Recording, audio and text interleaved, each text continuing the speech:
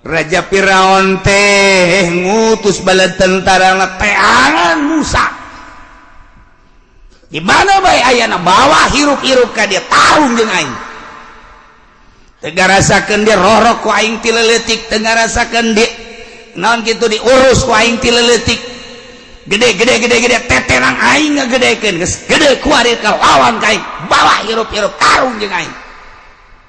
Bala tentara neangan Kangjeng Nabi Musa alaihissalam, tapi Kangjeng Nabi Musa ku Allah dititah ka negeri Madian melalui seseorang anu nganasehatan Kangjeng Nabi Musa. Cek seseorang Musa, Firaun geus ngerahkeun seluruh tentarana untuk mencari kamu. Dengan demikian andai kata kamu benang, dibawa ke Firaun, asana dicacak man. Gas, kuari mah maning berangkat teh ka ditu, ka Yordan. Berangkat ka ditu, ka Madian. Berangkat Kangjeng Nabi Musa ka Yordania, tepatna di Madian. Teangan di Mesir. Kangjeng Nabi Musa teh di Madian teh cicing di Kangjeng Nabi Syuaib alaihissalam seorang aki-aki. Didinya Kangjeng Nabi Syuaib teh memperhatikan Kangjeng Nabi Musa horenganan. Kangjeng Nabi Syuaib teh geus meunang wahyu ti Gusti Allah. Syuaib engke teh bakal aya hiji anak muda ngaranna Musa, eta anu bakal ngalanjutkeun dakwah anjeun jeung dakwah para rasul, anu bakal ngalanjutkeun dakwah melawan raja-raja biadab. Maka ulah salah eta tongkat anu aya nu baheula ti Kangjeng Nabi Adam alaihissalam nu aya di leungeun anjeun Syuaib bikeun ka Musa.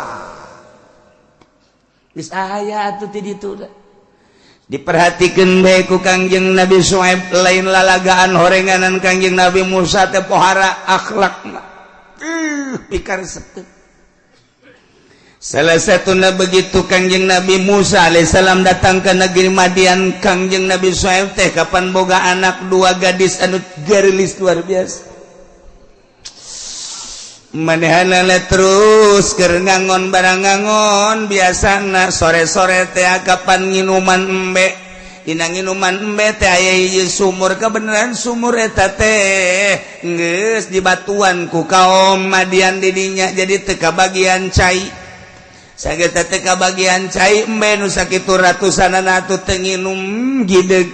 Jol Kangjeng Nabi Musa. Eta dua gadis teh minta tulung ka Kangjeng Nabi Musa. Kangjeng Nabi Musa teh pan gagah jasa ulah-ulah batu jelema ditonjok kena angin age paeh. Ku Kangjeng Nabi Musa teh diangkat batu ku sabelah doang. Tak gulepak neng silakeun besedek nginuman bae. Wih, mantep. Eta gadis teh tercengang lain ngurusan embe, lain minuman embe nya nama eta tercengang ku gagahna kasepna jeung anu pohara tanagana. Malum atuh gadis biasa we nya mah. Bangun teh neuleukeun horeng ngalirik. Kas kitu terus. Geus gini beres balik ka imah bebeja ka bapana Abah. Aya anak mudanya jangkungnya kasep jagagah kagagahan aku mah eta mah batu di sumur hiji kunyana jadi kitukeun doang kaangkat bangun teu make tanaga. Cek Kangjeng Nabi Syuaib teh coba gerokeun gade. Gerokeun teh gade. Digerokeun ku gadis teh ka ditu. Cek urang mah nyau mamang nyau kakak eta. Aduh Gusti Allah. Aduh Kak sakirat teh hampura kula balik ka imah jeung kula bebeja kakak titah ka ditu ku Abah. Ka mana ka imah Abah? Jauh neng, deukeut tuh belah ditu. Aya tuh berangkat. Kulantaran awewe atuh ti heula jangan anu nyaho jalanna. Pas kagaleng digalengkeun di handapna ya cai. Herang caina eta bitisna teh ya kadeuleu bitisna dicai galeng teh Masya Allah eta bitis. Ulah ngabayangkeun urang Brebes. atuh urang walur ka Yordan ulah Yordan mah kuari ge garilis kene komo ka Mesir di Mesir mah garilis teh lain lalagaan ka Turki urang Turki garilis nele irungna mararancung bulu matana beuh bararentik ya sehese urang di Mesir neangan jelema nu jore hese sarua jeung di urang neangan nu geulis di urang hese sarua bae. Nah iya mah beunga gencelag jasa Kangjeng Nabi Musa di tukang sedangkan nyana sampingna rada naik ka luhur kana setengah bitis beuh lain lalagaannya gelisnya putihnya jangkung beuh Kangjeng Nabi Musa stop neng stop neng aya naon Kak neng di tukang kakak dihareup leumpangna engke tinggal tuduhkeun mah belok kanan belok kiri belok kanan belok kiri na. Ya Allah mun Haji Pendi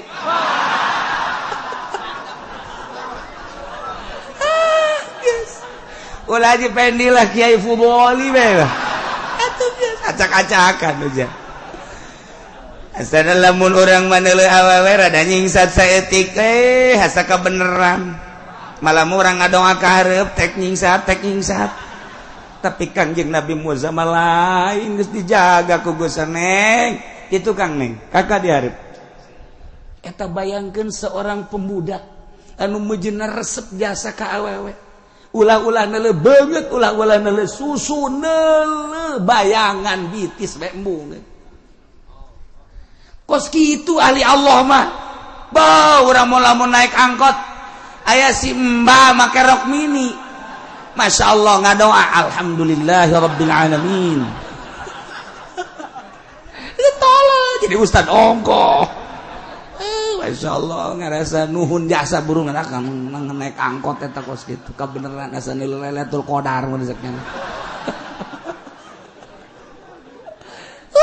tapi bahasa neng itu kan neng itu Masya Allah aya naon kan teh ente dibejakeun neng di tukang kakak dihareup bejaan bae mun kanan mun kiri ya Allah ya Rabbi ahli Allah selain lalaga aya tuh berangkat datanglah ka imah di dijalah di aku ku Kangjeng Nabi Syuaib dideuleu sifatan anak kemudian langsung dijadikeun bujangna kita ngangon embe dijangjikeun engke tapi itu mah dongengna engke ieu mangan sakadar hendak ngalanjutkeun cicing didinya dirorok ku Kangjeng Nabi Syuaib seorang aki-aki ke dongeng panjang nama ieu mah supaya nyambung doang jadilah didinya Kangjeng Nabi Syuaib sanggeus didinya Kangjeng Nabi Syuaib teh terus diserahan tongkat sabada dikawinkeun jeung anakna jadi didinya ganggon embe didinya menang anakna didinya menang ilmu pohara tuh mah lain lalagaan ieu sing hade cek Kangjeng Nabi Syuaib ieu tongkat teh lantaran ieu tongkat teh ieu memenang ti Kangjeng Nabi Adam teh menang ti malaikat Jibril ti surga rahasiana cek Kangjeng Nabi Musa naon rahasia anu jero na mangke ge aya ti Gusti Allah ngan sementara ieu mah kieu bae ieu teh lamun andai kata kapoekan maka tepak ieu bakal jadi caang ketika anjeun teh nyawa jalan ketrukeun ieu tongkat kana tanda 3 kali bakal nyaho ke jalan ketika kesulitan hayang dahar hayang nginum maka ketrukeun ieu tongkat kana tanda engke ge bakal aya jalan atawa aya nu mere boy cokong jeung paring tongkat lain lalagan bahkan cek Kangjeng Nabi Syuaib keur kacapean amat mah geus lelah jasa tumpakan gara-gara bisa hiber waduh lain lalagaan ieu tongkat teh asana ku urang mah ditumpakan teh betongkat teh enggak bisa-bisa orang mah bisa kompetisi jeung Garuda teh tongkat serahkeun lek keceritakeun main instruksi ti Gusti Allah Kangjeng Nabi Musa teh kudu berangkat teh ka Mesir lantaran lalakon can anggeus sebab jelema-jelema orang Bani Israil teh anu cicing di Mesir baheula di zaman Kangjeng Nabi Yusuf alaihi salam urban akhirna baor domisili di Mesir kuari diasingkeun ku Raja Firaun sebab Firaun teh ningali ieu mah asli orang Mesir ieu mah orang Bani Israel maka orang Mesir mah dimanjakeun ku Raja Firaun. Kunaon orang Bani Israil mah, orang Israel mah ditindas ku Raja Firaun teh. Tah ti dieu lah Gusti Allah kitah nyalametkeun orang Bani Israel. Musa berangkat deui ka Mesir. Kanjeng Nabi Musa berangkat ke Mesir beserta pamajikanana Siti Sopro langsung berangkat terus kepetingan ka magriban lewat na ku Gusti Allah titah melalui Gunung Sinai. Begitu kapoekan Kanjeng Nabi Musa ningali aya cacaang di luhur Gunung Sinai. Tidinya titip ka pamajikanana Neng di dieu bae heulanan ulah robah setik-etik acan ke kakak endek ningali cahaya ka ditu butuh ceuneu. Engke di mana geus ka pagi jeung seuneu mah bakal balik deui ka dieu Neng kajen kuku mage ulah robah cicing di dieu. Lantaran anak Nabi sorangan ditinggalkeun beranian. Coba anak urang nya peuting misalna waktu Isya nyepan baheula wong geledegan. Neng di dieu bae heula kakak deuk ka mana? Kakak deuk ka gunung heula ka ditu aya naon? Kakak boga maksud kakak mah tidak cinta. Geus patalina jeung cinta bosen aing mah. Dik ibadah ke Allah patalina jeung cinta balur jeung cinta. Geus moal datang tama ka Allah kos kitu mah. Urang neangan pamajikan nu tasblang. Tasblang. Ieu mah atuh dek boro-boro dek ditinggalkeun, huzlah ka gunung ditinggalkeun ngariung me marah. Kakak cakeun teh mun cinta ka abdi malah abdi mambung ditinggalkeun ngariung-ngariung acan. Sebel aing mah kasia. Ih, ngariung ge ulah. Geus lah urang ja cenah cakeun sapira berkat doang. Cau aya di mah urang naon aya pan lain eta. Emang ngariung teh kumaha kitu syiar agama. Urang kukumpulan, babacaan, bebarengan, hirup agama. Beuh, lamun urang boga pamajikan nu kos kitu geus candung habek. Candung.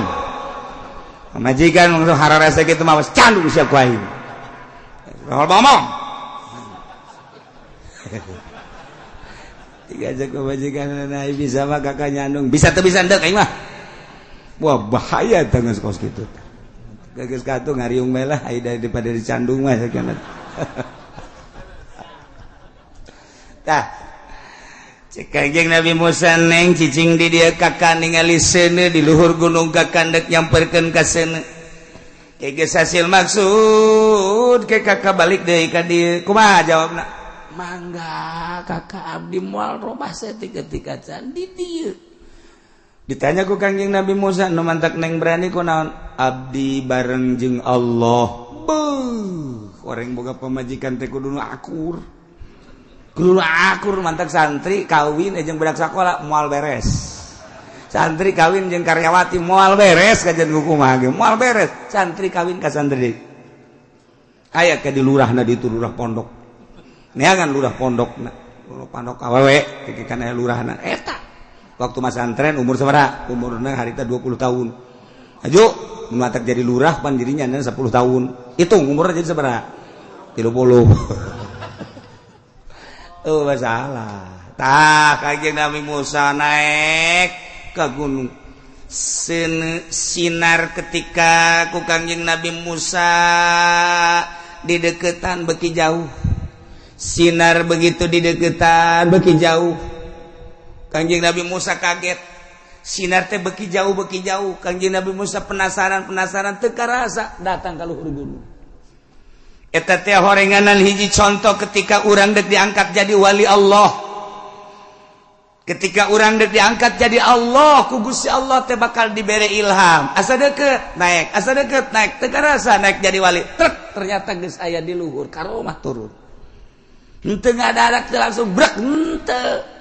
Ti handap heula bunga Kanjeng Nabi ternyata ngajauhan. Udag deui ku Kanjeng Nabi ngajauhan. Udag deui datang ka luhur kakarak. Dibere wahyu ku Gusti Allah di Gunung Tursina. Manta Kanjeng Nabi Muhammad dibere wahyu di Gunung Jabal Tur. Kanjeng Nabi Musa di Gunung Sinai. Berangkat turun Kanjeng Nabi Musa setelah mukalamah jeung Gusti Allah balik deui ka pamajikan. Kanjeng Nabi Musa kapanggih jeung pamajikan berangkat lewat belah timur. mentak tidinya dahaga Kangjeng Nabi Musa ngetigkeun sukuna teu muncar cai nginum mandi kamari waktu kula jeung rombongan ka Yordan lewatlah ka cai eta marandi di dinya boh wararu eta cai urang dinya nage bingung cek urang dinya ieu mah cai atuh urut Kangjeng Nabi Musa teu puguh ti mana-manana ngualir nu ka mana-mana ti dinya heran mah pohara jasa tidinya lah mararandi kami kabehan dinya wudu na etalah urut Kangjeng Nabi Musa jeung pamajikanana dek ka Mesir melanjutkan perjalanan Kangjeng Nabi Musa datanglah Kangjeng Nabi Musa ka Mesir nah di dieulah tugas Kangjeng Nabi Musa cek Gusti Allah Musa panggihan Firaun bejakeun ka rasulan maneh wa qala Musa ya Fir'aun inni rasulun mir rabbil alamin wa qala Musa cek Kangjeng Nabi Musa begitu Kangjeng Nabi Musa menghadap ke Raja Fir'aun ya Fir'aun inni rasulun mir rabbil alamin sanyana kaula seorang utusan Allah Pangeran Rabbil Alamin diutus ke anjeun supaya ningali bata hate anjeun teh Pangeran teh Allah nu ngadamel 7 lapis langit 7 lapis bumi termasuk urang di jero Raja Firaun teh cemberut Musa sia teh diroro ku aing sia diurus ku aing ti leuleutik aju sia dek ngalawan ka aing tanda ngalawanna tuh kaum Kipti nu ditinju ku sia datang ka paeh kemudian masyarakat minta perlindungan ka anjeun hampir ku anjeun teh dibela aing teh neangan sia dikerahkeun seluruh kekuatan seluruh lapis kekuatan berlapis tentara aing neangan sia kemana sia muncul ku hari siang ngaku-ngaku sebagai utusan pangeran awas ya ku aing bakal ditanya ke rasulan sia teu percaya aing si rasul teu percaya fakadzabahu dibohongkeun ku Raja Firaun cek Kangjeng Nabi Musa hakikun ala la aqula alallahi illal haqq kaula teh hakikun nyata jelas moal ngomong terhadap Allah kecuali hak anjeun ngabohongkeun ka kaula sebagai rasul kula moal pati-pati ngomong di hareupeun anjeun lamun ieu lain ti Gusti Allah kula moal ngomong bohong moal ngomong salah kecuali hak bahwa kula sebagai rasul Allah qad ji'tukum bi bayyinatin min rabbikum kaulah datang ke anjeun teh mawa wahyu mawa mujizat di pangeran anjeun kabeh Allah pamenta kaulah hanya hiji farsil maya Bani Israil lepaskeun orang Bani Israil serahkeun ka kaulah ku kaulah bakal dibawa ka Israel deui lantaran di dieu teh dihina dicaci dimaki orang Bani Israil teh di dieu teh dijadikeun abid dijadikeun hamba saya penindasan terhadap orang Bani Israel ya serahkan orang Bani Israel ulah dipelitkeun kukula dek dibawa ke Israel kan itu dek disalamatkeun sakitu pamenta teh Raja Firaun terus ngomong cek Firaun Musa in kunta jita bi ayatin fati biha in kunta minas shadiqin hei Musa lamun nya teh bener maneh bener sebagai utusan pangeran jeung bari ngaku cita bi ayatin mawa ayat ana dawaka kana ajakan anjeun buktikeun fati biha datangkeun buktikeun coba eta ayat in kunta minas shadiqin lamun bener maneh selaku utusan pangeran coba buktikeun eta nu ngaran mujizat si ayo فألقى عصاه فإذا هي ثعبان مبين Kangjeng Nabi Musa teh langsung malangkeun tongkatna di hareupeun Raja Firaun. Dibalangkeun ku Kangjeng Nabi Musa, "Ye, sebagai mukjizat ti pangeran." Balangkeun ku Kangjeng Nabi Musa, blak. Wot, jadi orai wadekna luar biasa. Bahkan yang dihareupeun Raja Firaun.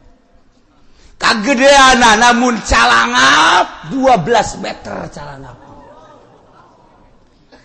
Istana Raja Firaun mun teh mah dilegleg ka legleg. Raja Firaun kaget. Mundur teu bisa, baju teu bisa. Lantaran orai anu can pernah kadeuleuh ku nyana saumur hirup. Nu ayangan bujurna doang kekeplok. Okos dileban neuleuh kuntilanak. Neuleuh pocong. Kasieuna Raja Firaun ngecengkang teh dieu. Kaget nulu orai nu sakitu gedena. Panjangna diperkirakan bangsa 2 kilometer. Mun calangap 12 meter. Bodek. Boro-boro Raja Firaun Kangjeng Nabi Musa ge kakarak deuleu, nya lagi kaget.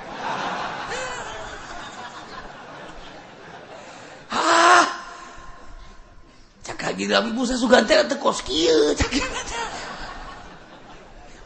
Ada nguat manehnya lagi. Oh, saju mikir Kangjeng Nabi Musa, ih nyokot tak kumaha. Kaget. Pagawean sorangan ge kaget. Engke hayang jadi tungked deui na kumaha ieu cak Kangjeng Nabi Musa. Jadi ku ari pohon Kangjeng Nabi Musa lain nyaritakeun Firaun, nyaritakeun ieu orai. Engke hayang jadi tungkeda apa huluna apa buntutna nu kudu dicekal. Wah, geus puguh Raja Firaun mah kaget. Wahara. Tidinya langsung sieun Raja Firaun teh. Kulantaran sieun cek Raja Firaun, "Musa, siapa anak ai? Eta orai ulah diantep ke ngalentak aing. Mun aing dileg-leg banyak abah dileg-leg ku orai sia. Cokot itu orai." Siun. Raja Firaun teh siun pohara jasa. Unjukan Kangjeng Nabi Musa ka Gusti Allah, cek Kangjeng Nabi Musa di hate. Ieu nu kudu dicekel buntut apa hulu. Teu jauh Kangjeng Nabi Musa. Cek Gusti Allah melalui wahyu ka jero hate Musa, cekel ulah sieun-sieun sebab eta mah lain orai tongkat anjeun cekel. Naon Gusti nu kudu dicekel huluna. Kumaha lamun kula dilegeg moal Musa.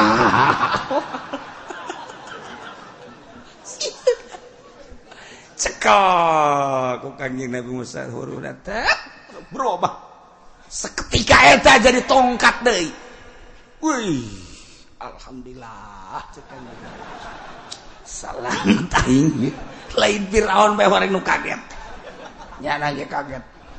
Alhamdulillah. Dibere deui ku Gusti Allah Musa asupkeun leungeun anjeun ka jero bebelahan jubah anjeun. Kangjeng Nabi Musa make jubah, dibuka jubah kancing nu hareupeuna diasupkeun ka jero ka dieu.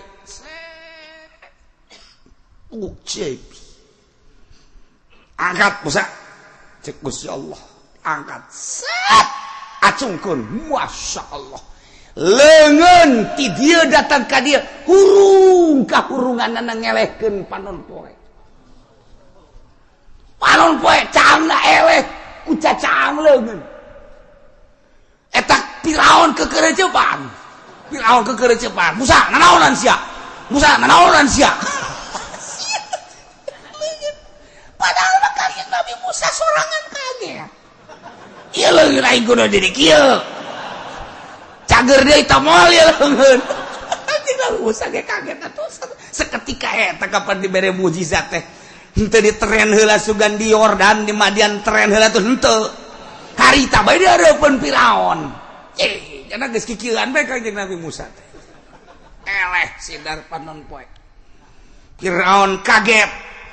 cek Firaun lasupkeun deui ka jero leungeun ka jero baju sia aing teu kuat neuh eta teu kuat asupkeun deui ku Kanjeng Nabi Musa ka jero asupkeun deui tarik cek Gusti Allah tarik biasa deui Masya Allah lain lalagaan wa naza'a yadahu fa idza hiya baydha'u lin-nadhirin diasupkeun leungeun Kangjeng Nabi Musa ka jero jaibna sanggeus tadi diasupkeun dicabut akhrajaha min jaibihi begitu dicabut faidzan kaget hiya baydha'u caang anu luar biasa ngempreng ngabogaan cahaya zatu suain ngabogaan cahaya lain sakadar cahaya model lampu cahaya patromak dan lain sebagainya cahaya tenggelekeun cahaya panon poe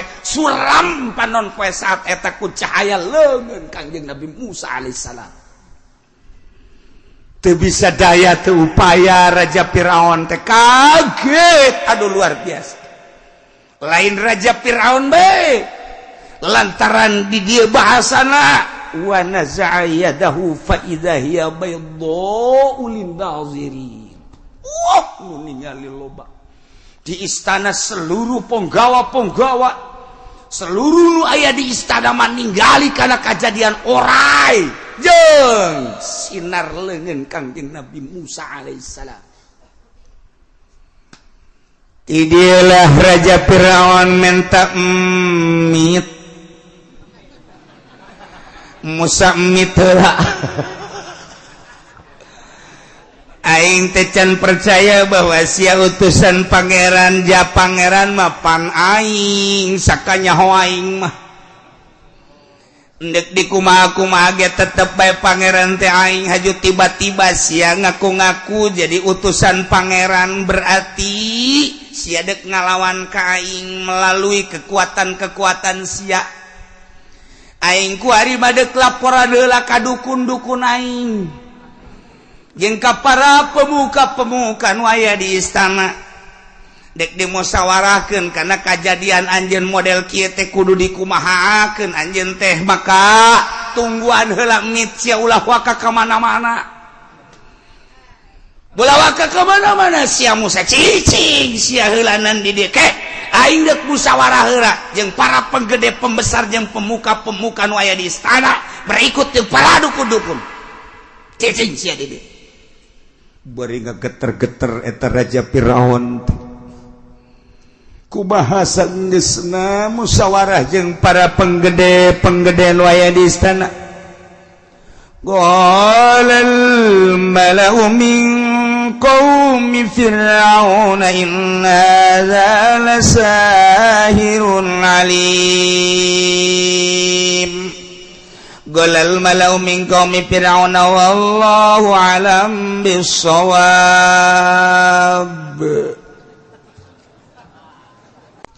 Bismillahirrahmanirrahim wa indahu rasul Sayyid Zaid akhi laliku tetapin dalam sanding Ali al-Akbar tawi sira Sayyid Zaid akhi nyatane dulure Ali al-Akbar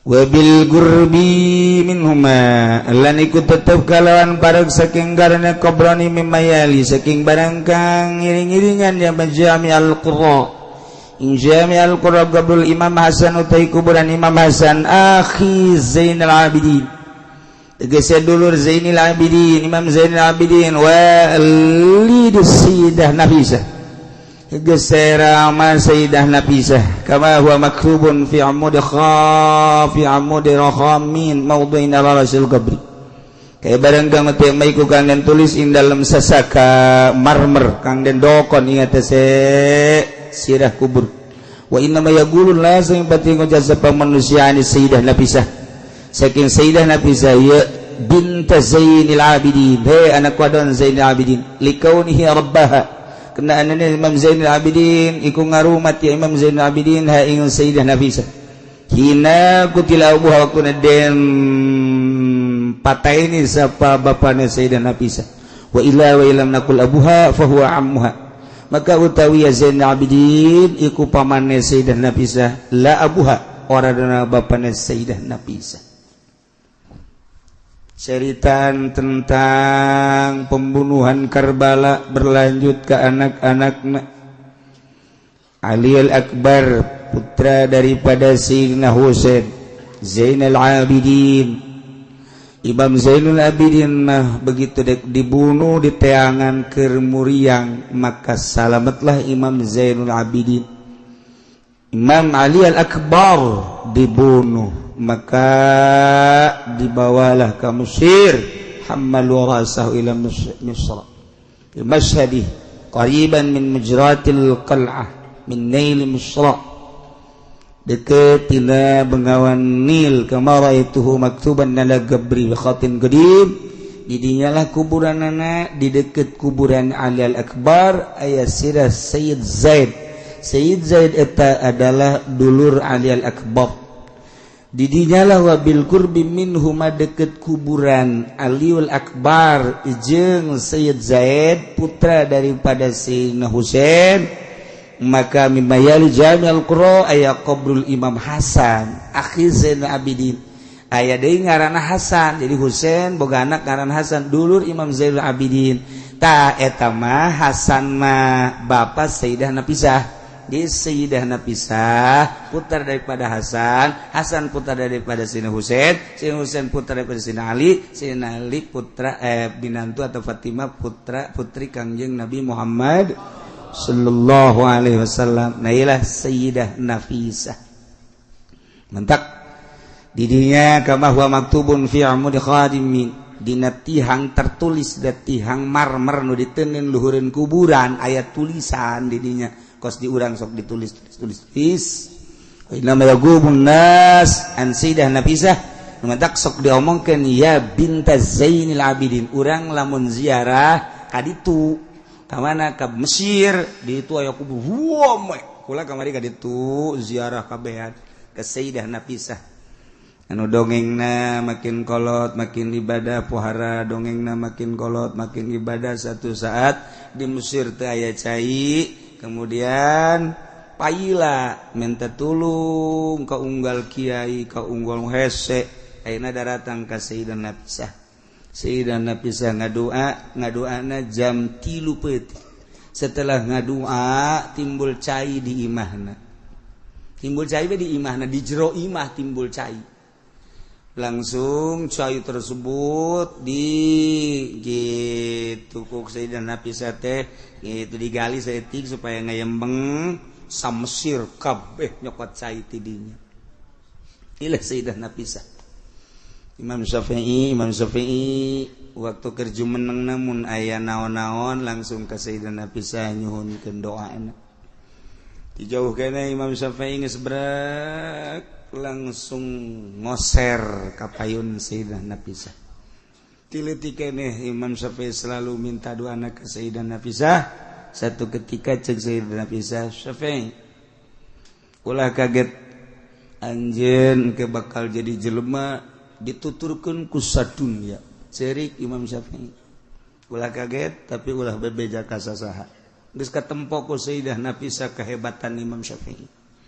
Tidinya unggal Jumat isuk-isuk lang minta cai ke Sayyidah Nafisah.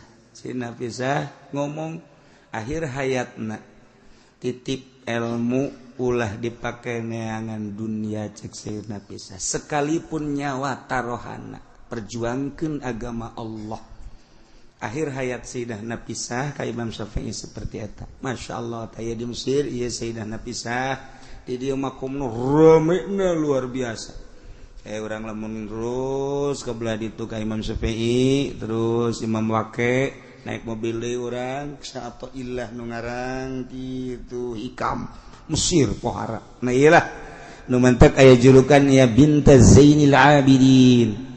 Mantak dengarannya binta Zainil Abidin sebab likauniha rabbaha Imam Zainal Abidin anu ngurus Sayyidah Nafisah. Hina kutila abuha waktu bapakna terbunuh padahal Sayyidah Nafisah mah putra Hasan ta putra Husain lain putra Zainal Abidin tapi terkenal na iya binta Zainil Abidin urang munzarah ka ditu lain putrana padahal mah itu sebab nu ngurusna Imam Zainul Abidin maka dijulukilah binta Zainal Abidin wa ila padahal mah bahwa amuha paman ka Imam Zainul Abidin mah la abuha lain bapakna wa mimman alimnahu wallahu alam.